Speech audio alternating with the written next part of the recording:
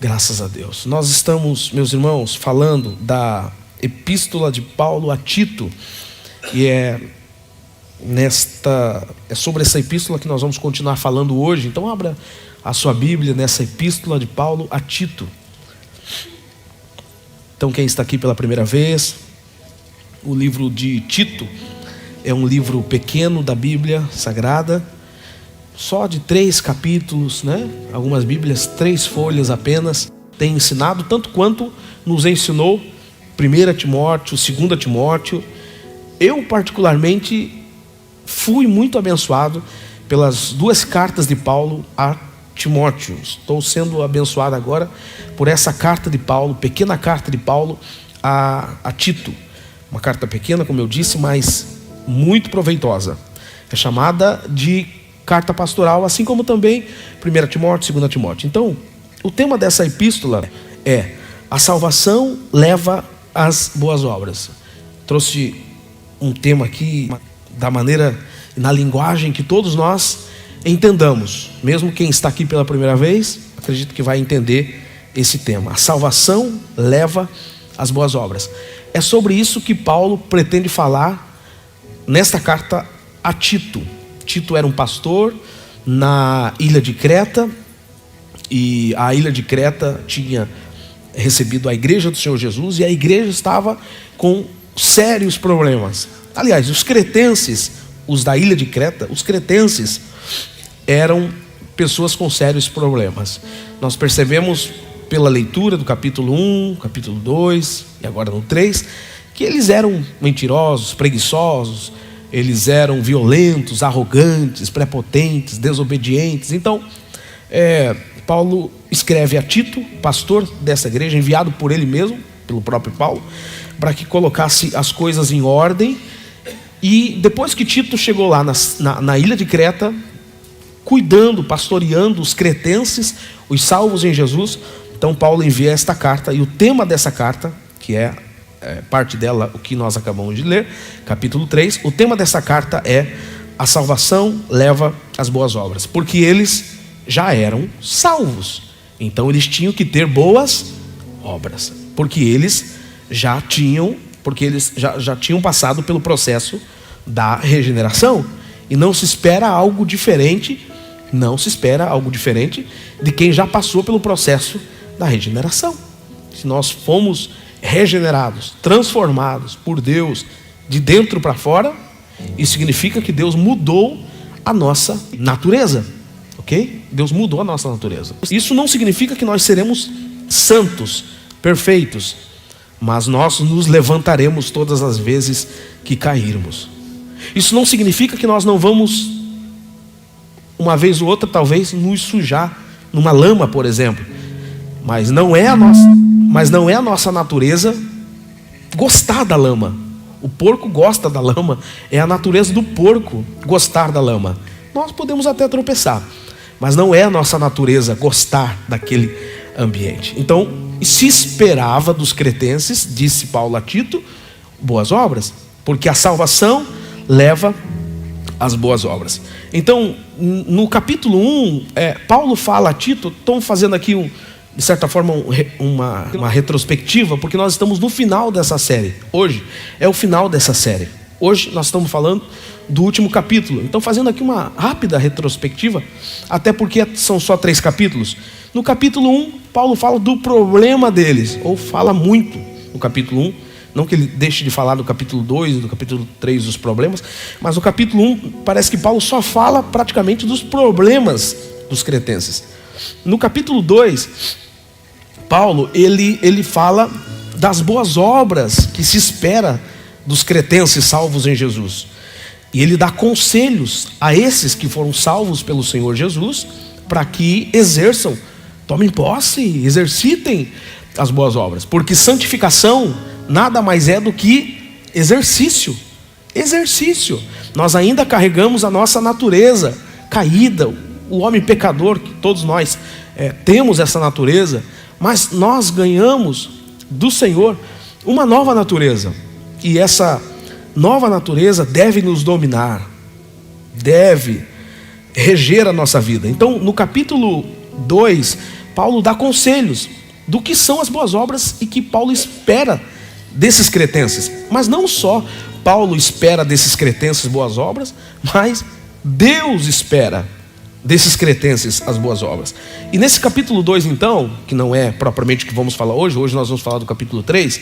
Nesse capítulo 2, Paulo ele dá conselhos para 5 grupos de pessoas. Nós falamos isso domingo passado. Paulo dá conselho, vou repetir, para 5 grupos de pessoas. O primeiro grupo que Paulo dá conselho, falando do capítulo 2, é conselhos para os mais velhos, os que já têm uma certa idade ou maturidade, que seja. O segundo grupo são conselhos para as mais velhas, para as mulheres mais velhas, que já têm uma certa maturidade. Como que elas devem se portar. O terceiro grupo é para as moças recém-casadas. Moças recém-casadas, como que elas devem se portar. Casou? Isso não lhe pertence mais. Vida de solteiro não lhe pertence mais, né? Como diz outro. Então, conselhos para jovens recém-casadas é o terceiro grupo. Quarto grupo é conselhos para os moços. Para os moços, como que eles devem se portar? Os moços, os mais jovens, os homens mais jovens. Então tem conselhos para mais velhos, tem conselho para mais novos. E o quinto grupo aqui, do que falamos no domingo passado. Se você estava aqui, você lembra. Se não estava aqui, você pode pegar a sua Bíblia e ler o capítulo 2, que está aí. Ou você pode assistir no YouTube, também está gravado essa série do capítulo 2, do que falamos no domingo passado. E o quinto grupo, o grupo para os servos, ou escravos. Na época eram escravos, mas hoje são funcionários, hoje são colaboradores, pessoas que trabalham numa empresa, pessoas lideradas, pode ser lá fora, pode ser aqui dentro. Enfim, são conselhos de Paulo à igreja que estava na ilha de Creta. Então 5 grupos. Depois que Paulo fala desses conselhos aos 5 respectivos grupos, Paulo dá uma pausa. Paulo dá o quê? Paulo dá o quê? O microfone está bem? Dá para ouvir legal aí? Se vocês não responderam, eu vou perguntar de novo. Paulo dá uma... Depois que Paulo fala para os 5 grupos, Paulo dá uma pausa. E a pausa está no capítulo 2, versículo 11. Nós falamos também domingo passado, mas eu preciso trazer isso como introdução agora. Está no capítulo 2, versículo 11. Diz assim: porque a graça de Deus se manifestou para salvar todos os homens. Por que Paulo dá essa pausa? Para explicar que os irmãos, eles foram salvos. Eles foram salvos. Eles foram alvos da graça. Eles foram regenerados, eles foram transformados pelo Evangelho de Jesus. Então, já que eles foram salvos, eles tinham que ter obras que eram coerentes à salvação. Obras como resultado da salvação. Então, Paulo começa com a prática, né? Primeiro grupo, segundo grupo, terceiro grupo, quarto grupo, quinto grupo. E depois ele coloca a teoria. Não é normal, geralmente ele começa com a teoria e depois aplica, depois vai para a prática. Mas aqui ele já começou, nesse capítulo 2 de Tito, ele já começou com a prática. E depois ele coloca a explicação teológica. E com essa pausa, Paulo está dizendo: vocês foram alvos da graça de Deus. A graça transforma. Então, para quem está aqui pela primeira vez, né? Para explicar, para ficar bem entendido para todos nós, o que é a graça? Uma frase que todos nós vamos falar juntos aqui, se eu falar 1, 2, 3 de já. A graça significa favor imerecido, ou seja, é a salvação. E no versículo 12, falei do 11, agora falando do 12, Paulo diz: porque essa graça educa, educando-vos ou educando-nos para que, renegadas a impiedade e as paixões mundanas, vivamos no presente século de 3 maneiras pelo menos. O versículo está aqui? Não. 3 maneiras pelo menos. De maneira sensata, justa e piedosa. De que maneira? Olha só. Então a graça de Deus que nos impactou é para a gente viver nesse presente século dessas 3 maneiras: sensata, justa e piedosa. Viver uma vida sensata é viver uma vida certa com você mesmo. Uma pessoa sensata, ela não faz as coisas porque alguém está olhando. Ela precisa ser certa com ela mesma. Uma pessoa sensata, falando ser certa com ela mesma. Agora, a viver uma vida justa nesse presente século é você ser certa, sabe com quem? Com a outra, com o próximo. Você só pode ser justo se tiver alguém do lado, não é? Agora, viver uma vida piedosamente é você ser certo com Deus, porque a piedade tem mais a ver, porque alguns pensam que piedade é ter dó das pessoas apenas. Pode até englobar isso, mas não somente isso, nem prioritariamente isto. Piedade é reverência a Deus, é temor a Deus, é respeito a Deus. Então, quando Paulo diz que a graça nos educa para a gente viver nesse presente século de maneira sensata, justa e piedosa, Paulo está dizendo, certo com você mesmo, certo com o próximo e certo com Deus, ou agradando a Deus. Perfeito não, mas na tentativa de agradar a Deus. Então essa pausa foi para isso, para explicar o porquê que aqueles conselhos que ele tinha dado aos cinco grupos faziam sentido. Por quê? Qual o sentido? Porque esse é o efeito da graça.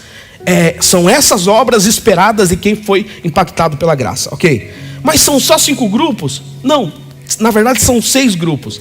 E depois dessa pausa que ele dá, depois desse parênteses que o apóstolo Paulo abre, que são os versículos 11 e 12, Paulo e 13, Paulo fecha parênteses e ele entra agora no capítulo 3. E é sobre isso que nós vamos falar agora, rapidamente. No capítulo 3 tem um outro grupo. Então não são só 5 grupos que está no capítulo 2. São 6 grupos. E o 6º está no capítulo 3. Primeiro grupo, homens mais velhos. Segundo grupo, mulheres mais velhas. Terceiro grupo, recém-casadas. Quarto grupo, moços. Quinto grupo, servos. Pausa. Depois, 6º grupo, capítulo 3. Você está aí com a sua Bíblia. Esse grupo aqui, o 6º grupo, é dos cidadãos. Conselhos para cidadãos. Quem é cidadão aqui? Amém? Eu sou, viu? Agora eu peguei meu passaporte português. Oh, glória. Aleluia. Mas você também, mesmo que não tenha CPLP, residência, tá ilegal, enfim. Todo mundo tem deveres como cidadão. Vamos, serve para você também. Não pensa que escapa não, né? Vamos lá. Capítulo 3, versículo 1. Capítulo 3, versículo 1. Diz assim: como que nós devemos nos portar como cidadãos? Não é cidadãos, tá? É cidadãos. Acho que estou certo, né? Eu falo, depois fico com dúvida. Capítulo 3, versículo 1. Lembra-lhes que se sujeitem aos que governam as autoridades. Sejam obedientes. Estejam prontos para toda boa obra. Sabe o que Paulo está dizendo aqui com esse versículo? Que a obediência faz parte da boa obra. Tem gente que acha que boa obra é só entregar esmola. Tem gente que acha que boa obra é só praticar generosidade, dar cesta básica, ajudar alguém. Isso também é. Mas a obediência às autoridades faz parte também de boas obras. Por que Paulo está dizendo isso?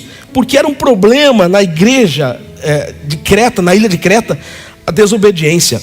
Eles não eram só violentos, eles não eram só preguiçosos, eles não eram só mentirosos, eles eram também desobedientes. A desobediência ali não era só com Tito, a desobediência ali era com todo mundo, era com os governantes, era com os pais, era com lá quem manda no condomínio, como que é que eu falei de manhã? O síndico, era com o prefeito, era com o presidente, era com o pastor, era com todo mundo. Porque, vejam, o desobediente carrega consigo essa característica. Se uma pessoa é desobediente, por exemplo, na escola, ele é desobediente em todo lugar, você pode ter certeza. Não é uma questão de desobediência na escola. Ele é desobediente na escola, no condomínio, no trânsito, no trabalho, em casa, na igreja. Ele é desobediente, é uma característica dele. E a gente percebe, por exemplo, só no capítulo 1, atitudes de desobediência. Os filhos dos cretenses eram desobedientes, dá-se a entender isso? Porque Paulo diz assim, se alguém aí quiser ser presbítero, que tenham filhos obedientes. Ou seja, se Paulo está dando um conselho, é porque havia uma necessidade. Isso no capítulo 1, versículo 6. Aí no capítulo 1, versículo 9, Paulo diz assim, que os presbíteros também deveriam ser obedientes. Obedientes a quem? A palavra. Apegados à palavra, amem a palavra, sujeitos, submissos à palavra.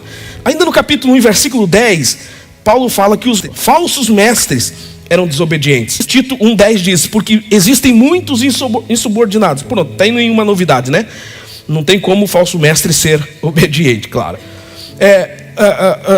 capítulo 2 de Tito também fala de funcionários desobedientes. Quanto aos servos, que sejam em tudo obedientes ao seu Senhor. 2.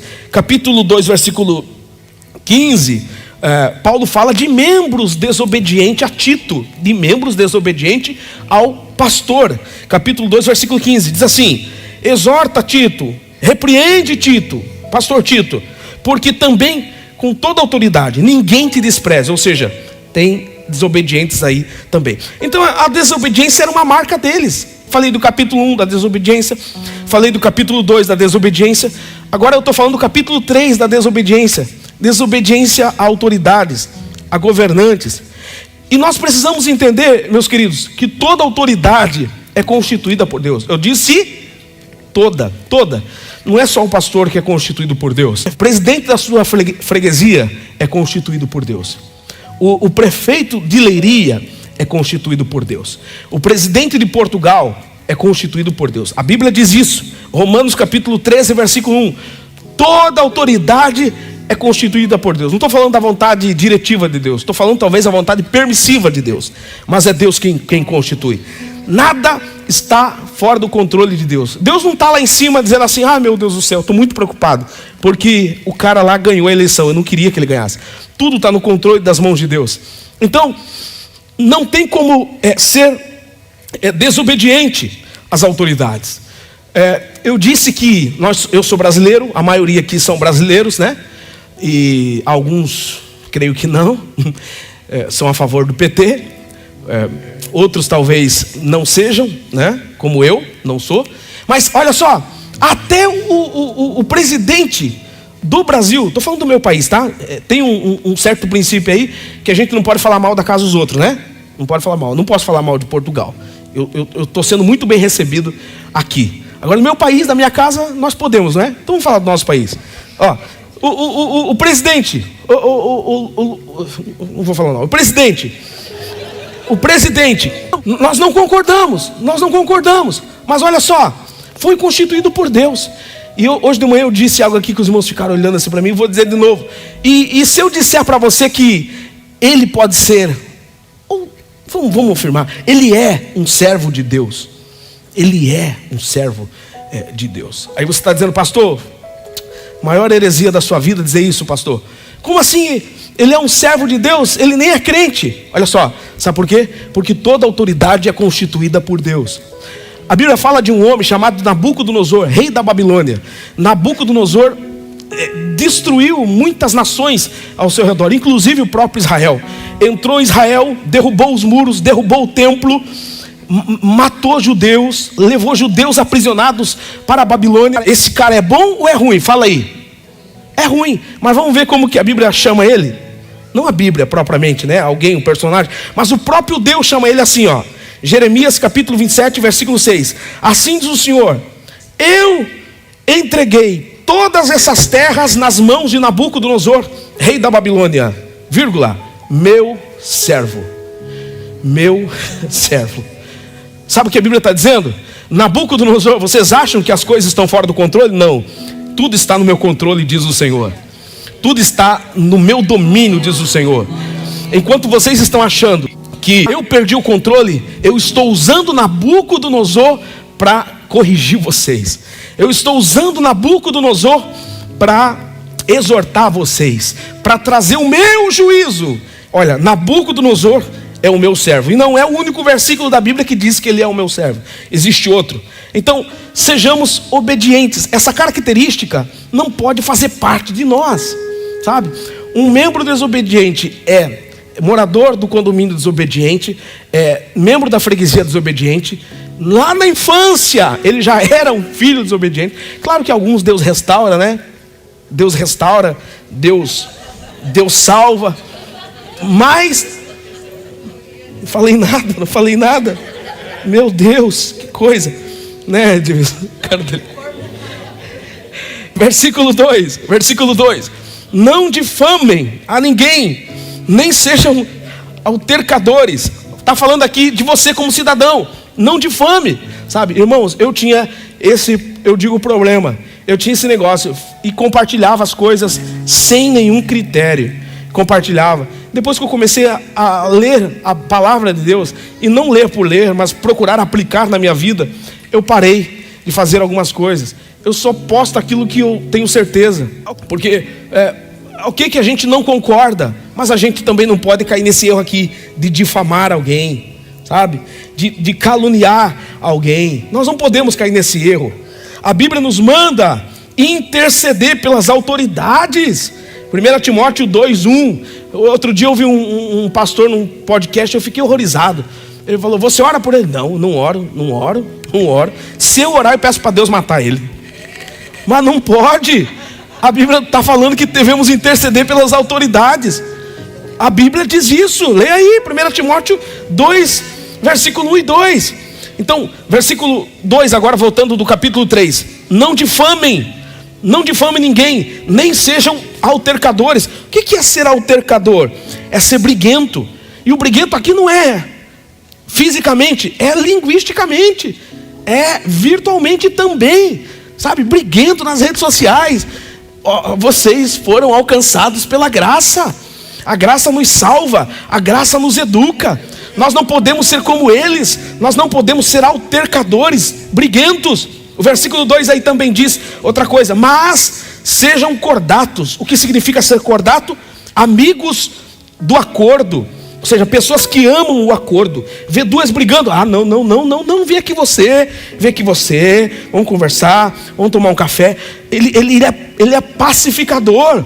Salvos em Jesus não podem ser diferente. Eles são pacificadores, conforme eu disse no domingo passado. Eles são diplomatas, né? São pessoas que amam deixa para lá. São pessoas que amam a cordialidade. São cordatos. Então, outra palavra aqui: dando provas, versículo 2, dando provas de toda cortesia. Interessante, né? Dando prova de toda cortesia. Olha, alguns até podem dizer: eu sou muito generoso. Mas ninguém nem sabe que ele é generoso. Nunca vi uma generosidade dele. Aqui a Bíblia está dizendo para a gente dar prova. Vida cristã é vida de dar prova da nossa generosidade, da nossa cortesia. Pessoas corteses dão prova. Não dá para ser fiel só interiormente. Ela acha que eu sou infiel, mas eu sou fiel no meu interior. Não, eu tenho que dar prova de generosidade, prova de cortesia. É o que está escrito no versículo 2. Interessante que esse versículo aqui, 2 do capítulo 3 de Tito, é parecido com um outro versículo do capítulo anterior, capítulo 2. No capítulo 2, versículo 10, também está escrito: dando prova de fidelidade. E aqui está escrito: dando prova de cortesia. Cortesia, você tem que provar, as pessoas têm que ver. Ok? Você foi salvo, as pessoas têm que ver. Você é cordato, as pessoas têm que ver. Você é cortês, as pessoas têm que ver. As pessoas têm que perceber que você é generoso. As pessoas têm que perceber que você é alguém que está no caminho da santificação. Eu não estou nem aí com o que as pessoas falam. Nada disso. A Bíblia está dizendo: dê prova. Ele está desconfiando de mim, não pode desconfiar de mim. Por que não pode desconfiar de você? Dê prova da sua fidelidade. Dê prova. Versículo 3: pois nós também outrora éramos nécios, desobedientes, desgarrados, escravos de toda sorte, de paixões e prazeres, vivendo em malícia, em inveja, odiosos e odiando. Paulo aqui, depois de falar do que a igreja em Creta estava sendo, Paulo diz sobre ele também: pois nós outrora, no passado, éramos nécios. Esse versículo 3 aqui não é só o retrato dos cretenses. Esse versículo 3 aqui é o retrato também do próprio Paulo. Por isso que ele disse: nós, eu me incluo nisso aqui, eu faço parte disso aqui. Como que eu era também? Eu era nécio. Sabe o que significa nécio? Uma pessoa sem discernimento. Eu era assim. Antes de aceitar Jesus, eu era sem discernimento. Ou seja, depois que eu aceitei Jesus, as coisas têm que mudar. Alguma coisa tem que melhorar, não é? Eu era sem discernimento, sem mente espiritual. A outra palavra aqui é desobediente. Interessante que ele andava com a lei, né? A lei de Moisés. Ele andava com a Torá, achando que era um cumpridor da lei, achando que era obediente à lei. Mas depois que as escamas caíram dos seus olhos, ele olha para trás e diz: eu obediente à lei, não, eu era desobediente. A outra palavra aqui é desgarrado. Desgarrado quer dizer errado, enganado, distante. Então Paulo achou que estava perto, mas estava longe. Achou que estava perto, mas estava errado. Achou que estava perto, que estava certo, mas estava enganado. A outra palavra aqui, escravo de toda sorte de paixões e prazeres. Ele era escravo. A palavra grega aqui é hedone, que é a raiz da palavra hedonismo. O hedonismo é uma filosofia grega que diz que tudo tem que ter prazer, só pelo prazer. E Paulo está dizendo que eu era assim também, com as suas palavras. De certa forma ele está dizendo, eu era assim também, escravo de toda sorte de paixões e prazeres. Eu era também, a outra palavra aí, malicioso, malícia. O que é a malícia? É viver com a intenção má no coração. Malícia não é só a pessoa que tem sempre uma interpretação dúbia, sempre pesando para a sexualidade. Não é só isso. A pessoa maliciosa não é só isso. A pessoa maliciosa, ela tem sempre uma interpretação dúbia em todas as áreas. Paulo está dizendo, eu era assim também. Tudo isso aqui era Paulo. Tudo isso aqui era Paulo. Outra característica, inveja. Paulo era invejoso. Você consegue imaginar comigo quando a igreja começou a crescer, depois de Atos 2, quando no próprio capítulo 2 de Atos dos Apóstolos, num dia 3.000 almas se converteram, e Paulo lá com a lei tentando convencer e não convencia ninguém. Aí de repente no dia de Pentecostes 3.000 almas se converteram. O coração de Paulo se encheu de inveja. Outra característica aqui desse versículo 3, odioso. A palavra odioso significa pessoa difícil de tolerar. Pessoa difícil de tolerar. Conhece alguém assim? Pessoas que as pessoas não amam, que tentam tolerar, difícil de tolerar. E outra característica aqui, odiando-nos uns aos outros. Parece até redundante, odioso e odiando. Odioso e odiando. Mas na verdade é a sequência. A pessoa odiosa, ela sempre vai estar odiando. Pessoas que têm ódio no coração, não adianta, elas sempre vão se relacionar de modo a odiar o seu próximo, odiar uns aos outros. Esse era Paulo. Você acha que Paulo, quando fariseu, andava com a Torá, andava com a lei, tentava cumprir lá à risca o jejum, a oração, você acha que Paulo estava cheio de Deus, cheio de amor, cheio de paz? Não, ele estava cheio de ódio. É o que está escrito. Ele estava sem discernimento, nécio, ele estava desgarrado, ele tinha malícia, ele tinha inveja, ele era desobediente, ele era escravo de toda sorte de prazer. Esse era Paulo. Paulo, cheio de ódio no coração, matando os cristãos, apedrejando os cristãos, perseguindo os cristãos, entrando nas casas dos cristãos, arrastando eles, prejudicando, tentando prejudicar. Falhou meu som aqui? Me dá outro microfone, qual que é? Mas olha o que aconteceu, versículo 4. Quando, porém, se manifestou a benignidade de Deus, nosso Salvador, e o seu amor para com todos, tudo mudou. Tudo foi transformado. Quando se manifestou a benignidade de Deus, ele foi constrangido, ele foi confundido, ele ficou admirado, e de odioso e odiando, ele passou a amável e a amar. E é interessante, Romanos capítulo 5, versículo 5, Paulo, não parece o mesmo homem, mas é o mesmo. Romanos 5:5 ele diz, porque Deus derramou o seu amor nos nossos corações. Então aqui é outro Paulo. É um Paulo que agora tem paz, tem amor e passa a amar. Tudo isso aconteceu quando a benignidade de Deus se manifestou, quando a bondade de Deus se manifestou, quando o amor de Deus se manifestou. A Bíblia conta a história de Paulo e diz que ele estava viajando. Alguns dizem que ele caiu do cavalo. Talvez sim, talvez não. Não é isso que a Bíblia diz, mas ok. Ele estava viajando para perseguir os cristãos. Perseguir os cristãos. Quando de repente um clarão, a apresentação de Deus, a manifestação de Deus, a epifaneia de Deus veio até Paulo e disse: Paulo, Paulo, por que tu me persegues? Esse Deus poderia matá-lo, esse Deus poderia exercer contra ele juízo, porque Paulo perseguiu os cristãos. Paulo perseguiu e matou irmãos, inclusive o diácono da igreja. A morte do diácono da igreja, Paulo fez parte desse apedrejamento ao diácono da igreja. Quando Jesus se encontrou com ele, bem que Jesus poderia muito bem exercer juízo, mas Jesus disse o quê? Paulo, por que tu me persegues? Aí a gente lê esse versículo aí e entende. Tito 3:4. Quando se manifestou a benignidade de Deus, a bondade de Deus, ou seja, o amor de Deus, Paulo ficou confundido.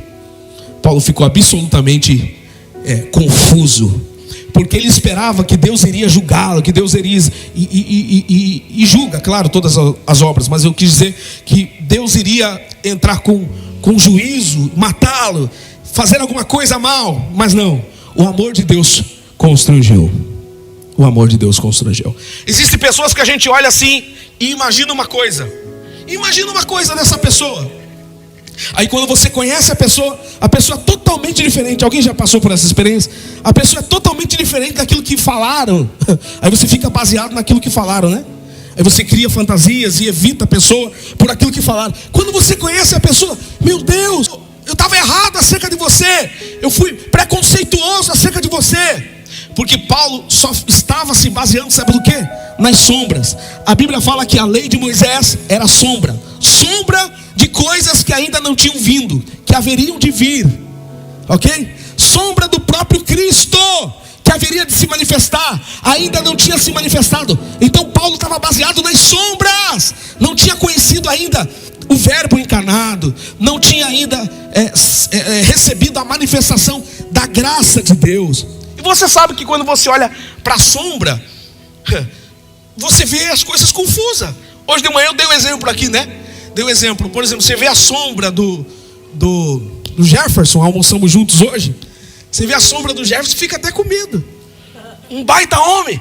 Mas aí você conhece o Jefferson, um cara amável, um cara generoso, um coração grande, uma pessoa boa. Assim era Paulo, ele estava baseado nas sombras.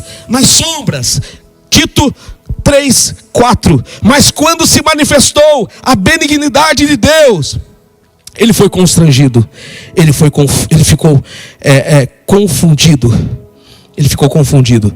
Sabe o que ele pensava? Ele pensava assim, se eu, que sou servo de Deus, exerço justiça aqui na terra, se eu, que sou servo de Deus, eu quero que todo mundo faça como eu faço, ore como eu oro, jejuo como eu jejuo, faça tudo certinho ali, conforme está a lei, porque se falhar aqui, Deus vai lançar no inferno. Se eu que sou servo sou assim, imagine o meu Senhor. Quando o Messias chegar, ele vai arrebentar vocês. Quando o Messias chegar, ele vai lançar vocês no inferno. Quando o Messias chegar, montado num cavalo branco, ele vai dar de dedo na cara de vocês, vai mostrar todos os pecados de vocês. Aí não, o Messias chegou, e o Messias disse assim, vinde a mim, todos vós que estáis cansados e oprimidos, e eu vos aliviarei. O Messias chegou, e o Messias disse assim, para aquela mulher que foi apanhada em adultério: quem não tem pecado, lance a primeira pedra. Paulo ficou confuso. Primeiro que ele achou que não era o Messias, né? Aí o Messias chegou. Não é que ele tolera o pecado, não é isso não é isso que a gente quer dizer. Ele continua sendo santo e santo, sim. Não tô colaborando com o pecado, não. Mas ele deixou escrito assim para nós, não pequeis. Não é para pecar não pequeis, mas se pecar, nós temos um advogado. Aleluia. Eu quero te convidar para estar em pé nesse momento. Paulo ficou confundido quando recebeu a manifestação da bondade, da benignidade, do amor de Deus. Ele ficou confundido. Ele achou que Deus lhe lançaria no inferno. Fala a verdade. Se você, na sua condição de pecador, na sua condição de homem natural, se você se encontra com alguém que fez mal a um filho seu, qual é a sua reação? Qual é a sua reação? Se você se encontra na condição não de nova criatura, na condição de pecador. Se você se encontra com alguém, conhece alguém, se depara com alguém, você não queria nem ter encontrado aquela pessoa, mas por acaso você acabou se encontrando com ela, uma pessoa que fez mal, um mal terrível a um filho, a uma filha, qual é a sua atitude? Com certeza ela não será boa. Paulo se encontrou com Jesus, que fez mal a um dos seus servos, e este disse assim para Paulo: você será um instrumento, você será vaso nas minhas mãos, vaso escolhido por mim, usado por mim.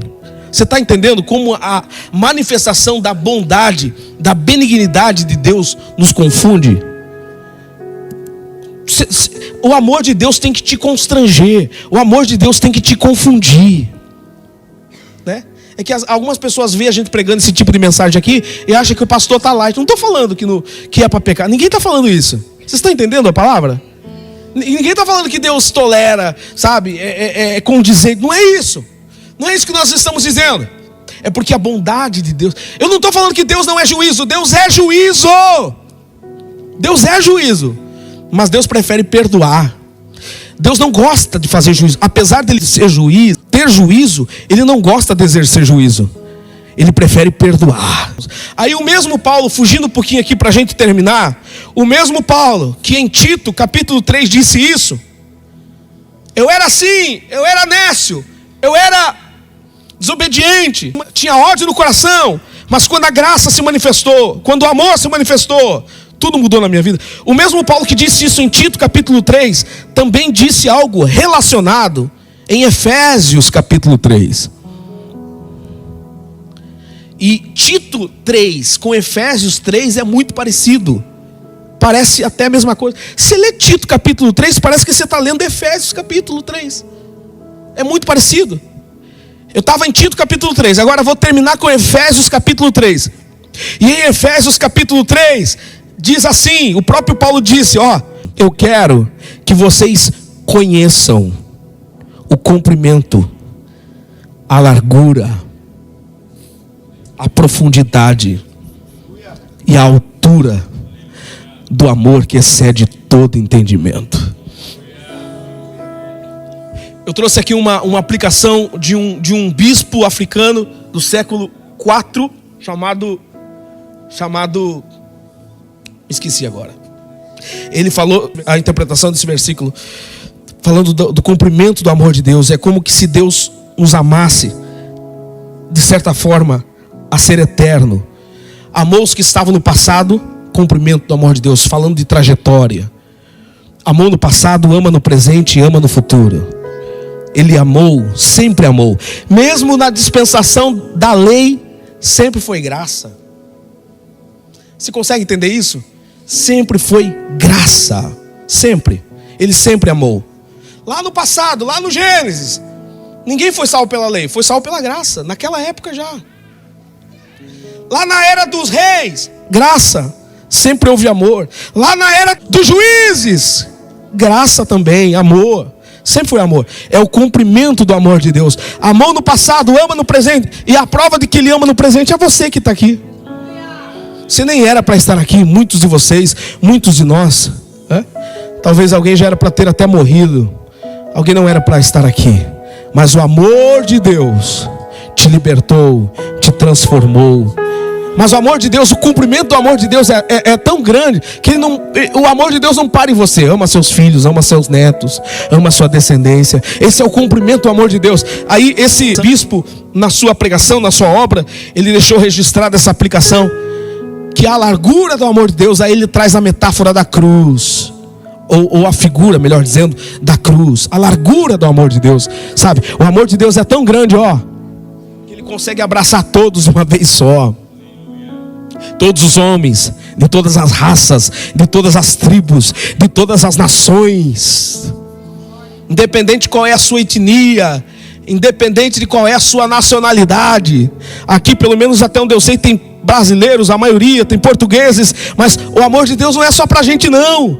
O amor, você consegue entender isso? O amor de Deus é para os nepaleses, o amor de Deus é para os indianos, o amor de Deus é para os ciganos, o amor de Deus é para os americanos, o amor de Deus é para os da América Central, da América do Sul, da Oceania, da África, enfim, o amor de Deus, a largura do amor de Deus. Deus ama a todos nós. E aí fala também esse bispo da profundidade do amor de Deus. O amor de Deus é tão profundo que foi lá no fundo do poço e buscou você.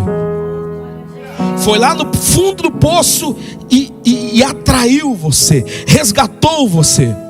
Ele é tão profundo que ele te tira da profundidade, dessa tamanha profundidade. E agora falando da altura do amor de Deus, e eleva-nos até as regiões celestiais.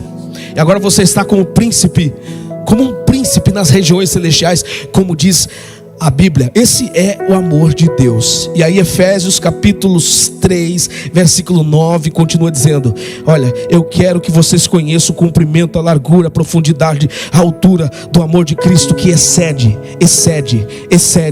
todo entendimento. Todo entendimento. Aleluia. Ninguém consegue compreender esse amor de Deus. Como que Deus ama alguém fracassado? Como que Deus ama alguém que fez mal a um dos seus? Como que Deus ama alguém, um vil pecador? Como Deus ama alguém que prejudicou pessoas? Como Deus ama alguém que fez mal à sociedade? Como que Deus ama? Excede todo entendimento. Eu vim aqui nessa noite para te dizer o seguinte: olha, não importa qual o capítulo da sua história, Ele sempre te amou. Ele sempre te amou. Ele te viu no seu passado, Ele viu a sua história, Ele viu as suas dores, Ele viu os seus problemas, Ele viu a sua frustração, Ele viu a sua tentativa de se aproximar de Deus com as suas próprias obras. E Deus nessa noite está dizendo: nunca foi pelas suas próprias obras. É o meu amor, é a minha graça, é o meu braço forte, é a minha justiça, é a minha benignidade. Nunca foi por causa de você, sempre foi por causa do amor de Deus. Feche os seus olhos nesse momento e se sinta abraçado por Deus agora. Feche os seus olhos. E eu quero perguntar a alguém que quer aceitar Cristo como Salvador. Alguém que quer aceitar Cristo como Salvador. Eu quero fazer 2 convites aqui. Esse é o primeiro. Alguém nessa noite que quer abraçar essa graça e não quer perder de jeito nenhum. Quer sair abraçado pela graça de Deus. Eu estou te convidando para vir à frente. Há intercessores aqui que querem orar por você. Alguém que quer ser abraçado por essa graça. Alguém abraça ele, esteja com ele. Temos aqui uma pessoa. Esse é o amor de Deus. Esse é o amor de Deus que excede todo entendimento. Deus colocou algo no meu coração e eu vou fazer um segundo apelo. Enquanto você pensa, enquanto Deus, o Espírito Santo está aí te convencendo, eu vou fazer um segundo apelo.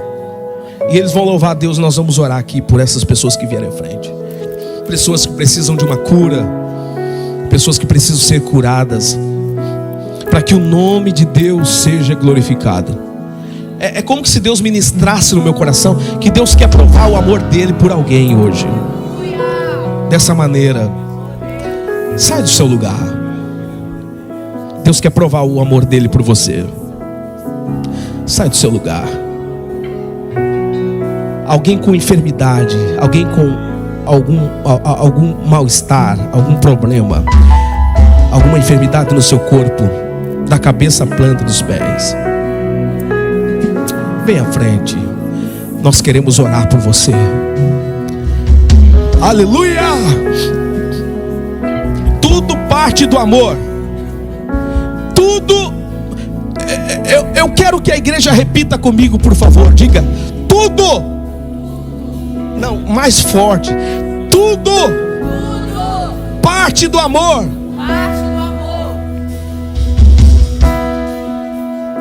Mais um está voltando para Jesus. Jesus está abraçando ele agora. Mais um jovem. Tudo parte do amor, Fernanda. Tudo. Santificação. Deixa eu falar, posso falar, amém? Eu cresci num berço que era assim, ó. Tem que se santificar, senão não vai ver a Deus. Claro, e não vai ver mesmo, está escrito em Hebreus isso aí. Só que olha só, a santificação, sabe da onde que sai a santificação? Do amor. Não, você pode dar um glória a Deus? Parte do amor. Ninguém se santifica sem amor. Sabe por que eu me santifico? Não é por causa da minha esposa, porque eu preciso me santificar quando ela não está perto de mim. É porque eu amo ela e amo Jesus. Parte do amor. Aí Deus me trouxe algo no coração também, que não só a santificação, mas na verdade tudo parte do amor. Tudo. Inclusive as curas divinas parte do amor. Sabe por que às vezes Jesus acaba não curando o nosso meio? Sabe por quê? Às vezes não é falta de fé, sabia? Às vezes a gente tem fé, bastante fé, só que às vezes falta amor. E para você orar por alguém, se aproxima aqui, Jefferson, se aproxima aqui. Para você, só um exemplo, para você orar por alguém, para Jesus curar essa pessoa, você tem que estar amando essa pessoa. Não é só fé, não se exige só fé, se exige amor. Você vê que Jesus curou as pessoas, e a Bíblia diz assim, ó, que Jesus olhou para o coxo, Jesus olhou para o doente e se encheu de íntima compaixão. Pode colocar as mãos, vamos orar. Jesus, aqui estão os teus filhos, Senhor. Podem cantar. Aqui estão os teus filhos, Senhor. O Senhor colocou isso em nosso coração. Cura, Senhor.